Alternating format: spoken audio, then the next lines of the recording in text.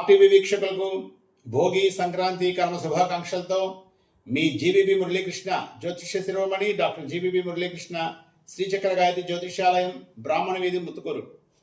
భోగి పండుగ జనవరి 13వ తేదీ చేసుకోవాలన్నా ఎప్పుడు చేసుకున్నట్టుగా, లేదా 14 చేసుకోవాలన్నా. కొన్ని పంచాంగాల్లో ఏమో జనవరి 13 చేసుకోమంటున్నారు, కొన్ని పంచాంగాల్లో జనవరి 14 భోగి అంటున్నారు. మరి ఎప్పుడు చేసుకోవాలి? భోగి చేస్తే మరుసటి రోజు సంక్రాంతి, మరుసటి రోజు కనుమ.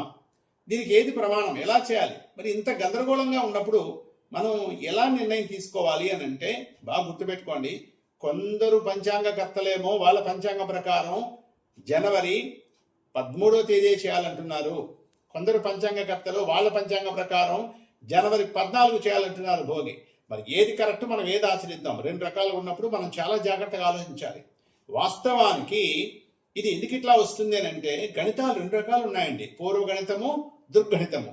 పూర్వగణితం ఎవరైతే పంచాంగకర్తలు రాస్తున్నారో వాళ్ళందరూ కూడా జనవరి 14వ తేదీనే భోగి పండుగ చేయాలి, 15 సంక్రాంతి, 16 కనుమ అని చెప్తున్నారు. ఇక దుర్గణితంలో పంచాంగం ఎవరు రాస్తున్నారో వాళ్ళందరూ కూడా జనవరి 13 భోగి, 14 సంక్రాంతి, 15 కనుమ అని రాస్తున్నారు. మరి ఏది కరెక్ట్, ఎలా ఫాలో అవ్వాలి? వాస్తవానికి మనకు దుర్గణితమే ప్రామాణికం. దుర్గణితం అంటే ఫర్ ఎగ్జాంపుల్ ఇప్పుడు దుర్గణితంలో పంచాంగం రాసే వాళ్ళందరూ కూడా ఇక్కడ ఒకటే గుర్తుపెట్టుకోండి, మనకు సంక్రాంతి ఎప్పుడు నిర్ణయించాలి అంటే రవి సంక్రమణం బట్టి. రవి సంక్రమణమే సంక్రాంతి. సంక్రాంతి అంటే రవి అంటే సూర్యుడు ధనుసు రాశిలో నుంచి మకర రాశిలోకి వస్తాడు. ఎందుకని మకర రాశి అంటే విశేషం? 12 రాశులు ఉన్నాయి కదా. అంటే మకర రాశిలోకి సూర్యుడు ప్రవేశించితే అక్కడి నుంచి మనకు ఉత్తరాయణ పుణ్యకాలం అంటాం, దేవతలకు సంబంధించిన కాలం. ఆ ఉత్తరాయణ పుణ్యకాలం ప్రారంభం అవుతుంది కాబట్టే ఇది ఇంత విశేషం. మరి ఉత్తరాయణ పుణ్యకాలం ఎప్పుడు ప్రారంభమవుతుంది? రవి ఉత్తరాషాఢ నక్షత్రం 2వ పాదంలోకి రావాలి, అంటే మకర రాశిలోకి రావాలి. దృగ్గణితం ప్రకారం అయితే ఆయన అంటే రవి సూర్యుడు జనవరి 14వ తేదీన మధ్యాహ్నం 3:08 మకర రాశిలో ప్రవేశిస్తున్నాడు. మరి అలా ప్రవేశిస్తే ఖచ్చితంగా 16 గంటలు మాత్రమే పుణ్యకాలం ఉంటుంది కాబట్టి సూర్యాస్తమయం లోపల పుణ్యకాలం అయిపోతుంది కాబట్టి ఆ రోజే అంటే 14వ తేదీ సంక్రాంతి చేయాలి, 13 భోగి అనేది దృగ్గణిత శాస్త్రవేత్తలు చెప్తున్నది. అదేమో 100% కరెక్ట్. మరి పూర్వగణిత శాస్త్రజ్ఞులు అంటే కొందరు ఏం చేస్తుంది మీరు గమనించండి. కొందరు పంచాంగకర్తలు ఈ సూర్య సంక్రమణం అంటే రవి మకర రాశిలోకి రావడాన్ని కొందరేమో రాత్రి 8:12 అంటున్నారు 14వ తేదీ, కొందరేమో రాత్రి 8:43 అంటున్నారు, టీటీడీ వాళ్ళైతే రాత్రి 9:11 అంటున్నారు. మరి సూర్యుడు ఒకరే కదా, మరి ఇన్ని రకాలుగా ఉండరు కదా, ఇందులో ఏదో ఒకటే కరెక్ట్ ఉంటుంది. దయచేసి అది ఏది కరెక్ట్ తెలుసుకోవాలంటే ఏ జ్యోతిష్యుడి దగ్గరైనా సరే ఒక జాతకం వేసినప్పుడు మనము ఒక వ్యక్తి, ఒక చిన్న పిల్లవాడు, ఒక చిన్న పాప మధ్యాహ్నం 4 గంటలకు పుట్టింది అనుకోండి, సాయంత్రం 4 గంటల 14వ తేదీ పుట్టింది అనుకోండి, సూర్యుడు ఎక్కడ ఉన్నట్టు చూపిస్తాం? ఖచ్చితంగా సూర్యుడు మకరంలోకి వచ్చేసి ఉంటాడు. ఎందుకని ఎలా చెప్తున్నానంటే అదే కన్యా రాశిలో లేదా కన్యా లగ్నంలో పుట్టిన బిడ్డ ఉంటే, పంచమంలో రవి ఉంటే అది బాలాదృష్ట దోషం. మరి దోషాలు తెలియాలంటే రవి స్థితి ఖచ్చితంగా తెలియాలి. మరి ఇంత ఖచ్చితంగా తెలియాలంటే రవి సంక్రమణం చాలా ముఖ్యం.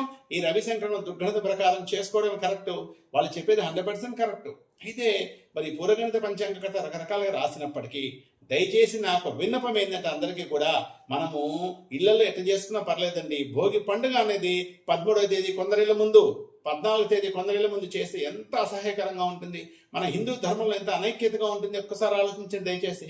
కాబట్టి మనమందరం కూడా దుర్గణిత ప్రకారం కరెక్ట్ అయినప్పటికీ కూడా టీటీడీ వాళ్ళని దయచేసి కోరుకుంటున్నాను, ఇక నుంచి భవిష్యత్తులో మీరు కూడా దుర్గణితమే ఫాలో అవ్వండి. ఎందుకంటే ఇప్పుడు కూడా టీటీడీ పంచాంగం కానీ ఏ పంచాంగం అయినా చూడండి, గ్రహణాలు వచ్చినప్పుడు ఏ పంచాంగ కర్తల మధ్య తేడా రాదు. మనకి ఎప్పుడు గ్రహణాల్లో రేపు మార్చి 3 గ్రహణం రాబోతుంది, మార్చి 2 గ్రహణం అని చెప్పి ఏ పంచాంగంలో రాయరు, మార్చి 4 గ్రహణం అని ఏ పంచాంగంలో రాయరు.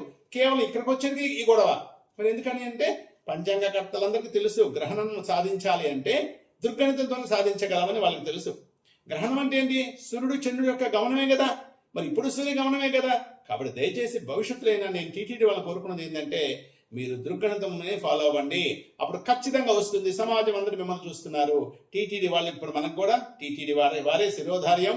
టీటీడీ వారు పంచాంగాలు రాసేస్తున్నారు కాబట్టి మనమందరం కూడా ఇక కన్ఫ్యూజ్ లేకుండా జనవరి 14వ తేదీయే మనమందరం కూడా భోగి పండుగ చేసుకుందాం, 15 సంక్రాంతి చేసుకుందాం, 16 కనుమ చేసుకుందాం. ఇక 2 గణితాలు ఎట్టున్నప్పటికీ అందరూ ఐకమత్యంగా నిర్ణయం తీసుకుందాం, ఏమీ తప్పలేదు.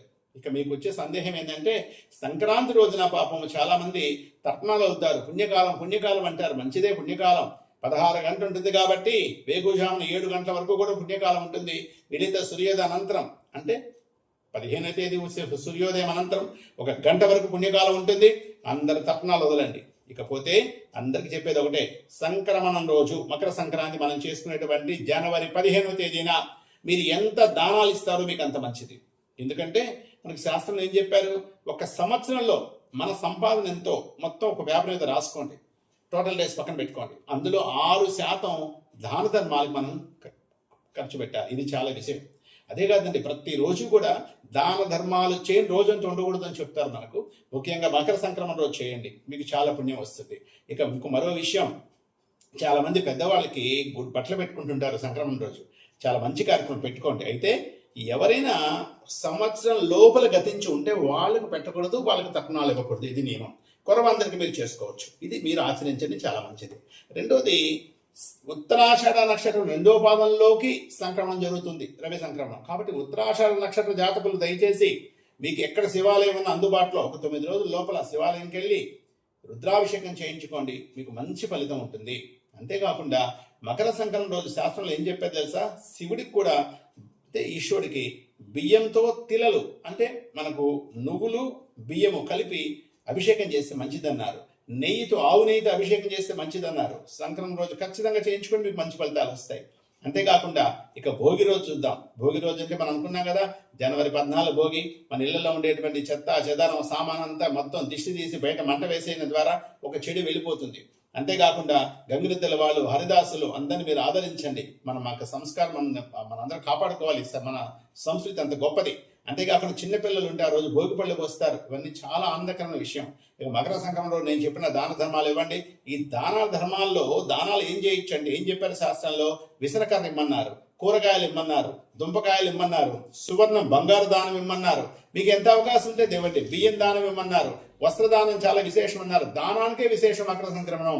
ఇక మరుసటి రోజుకి వస్తే చక్కగా కనుమ పండుగ.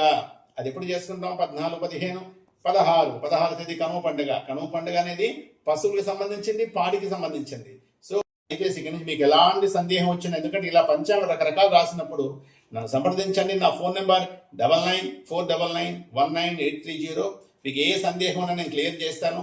మనందరం కూడా ఐకమత్యం ముందుకు పోవడం ముఖ్యం. ఎన్ని పంచాంగాలు ఉన్నా దయచేసి అందరి మధ్య ఒక ఐకమత్యం తీసుకున్నాం. దయచేసి ఈ విషయంలో రాష్ట్ర ప్రభుత్వాన్ని విన్నవించుకున్నది ఏంటంటే, ఒక సమావేశం పెట్టి పంచాంగ ఖర్చు అందరిని కూర్చోబెట్టి అందరి సమిష్టి నిర్ణయంతో వీలైతే కొన్ని పండుగలు వచ్చి దుర్గణితం వాళ్ళకి, కొన్ని పండుగలు వచ్చి పూర్వగణితం వాళ్ళకి కూడా వాళ్ళు నచ్చినట్టుగా మన అందరూ ప్లాన్ చేసుకుని నిజంగా ఏం జరుగుతుందో చూసుకొని ఒక నిర్ణయం చేసి ఒకే పంచాంగం ఫాలో అయిపోతే భవిష్యత్తు ఇట్టుండవు. ఎందుకంటే ఒక పండుగ కాదండి, ప్రతి పండుగ ఇలా వస్తున్నాయి. ఇలా రాకూడదని, మన హిందువుల మధ్య పండుగల విషయంలో ఎలాంటి అనైక్యత రాకూడదని అందరికీ మరొకసారి భోగి సంక్రాంతి కర్మ శుభాకాంక్షలతో మీ మురళీకృష్ణ.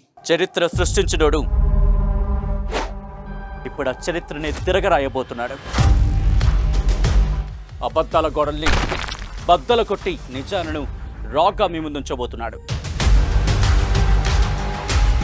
నిజమైన వార్తల కోసం వెంటనే డౌన్లోడ్ చేసుకోండి